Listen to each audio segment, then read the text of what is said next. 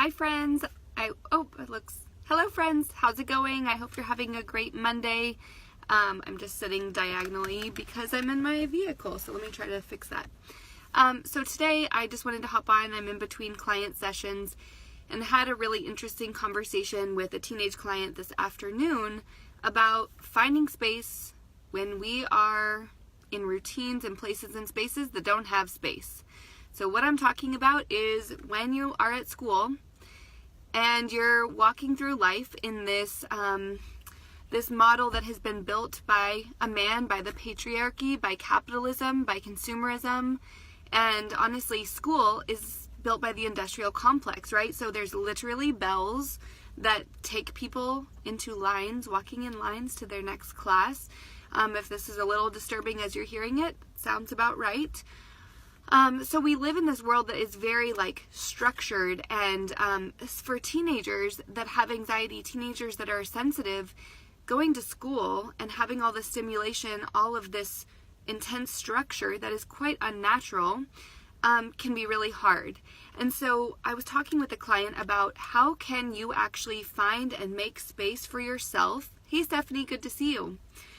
So how can you find and make space for yourself in these places and spaces that don't already have that built in? And in fact, not only do they not have it built in, they just straight up ignore it, right?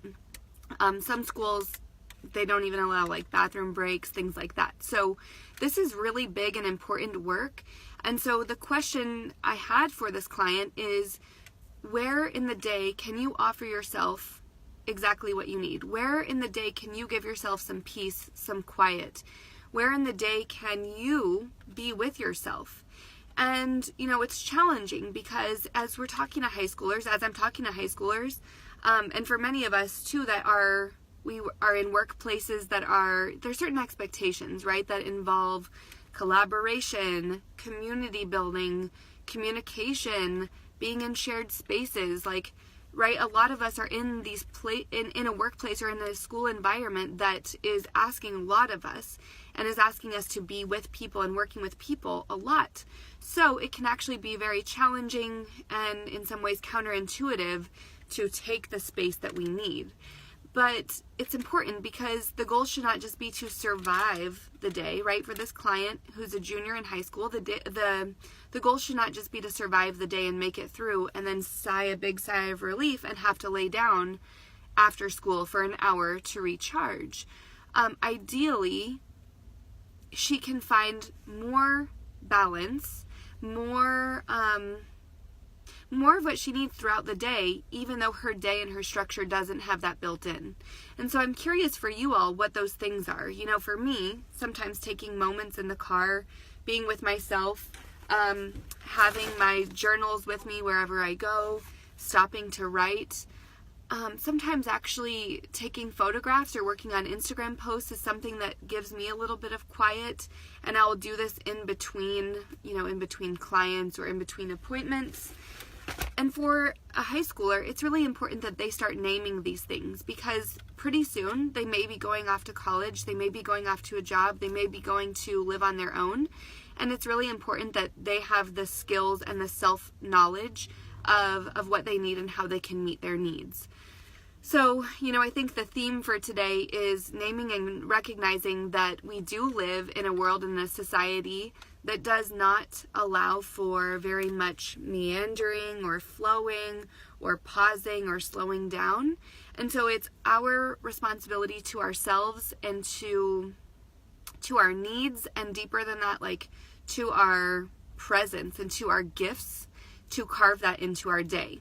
So as I was working with a client, she came up with a few things like going to the bathroom and doing EFT, which is emotional freedom technique, and tapping, and reminding herself, as she's tapping, about how wonderful and amazing she is, and how even though she's anxious, she's safe.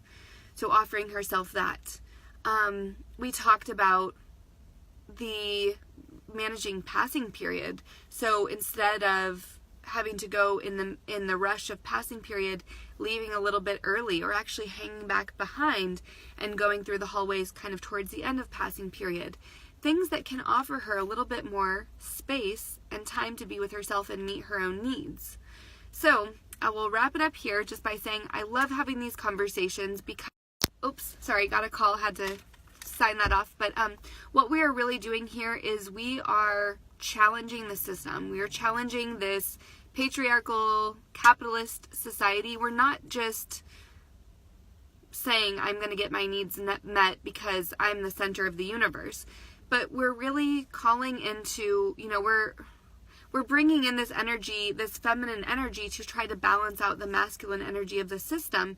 And that's important because we all as a group need to come back to some greater balance and to be able to flow between what the system is asking us and what our needs are, and be able to be with all of that and not to just ignore our needs for the sake of the society or the sake of the way things are run or how we are expected to behave.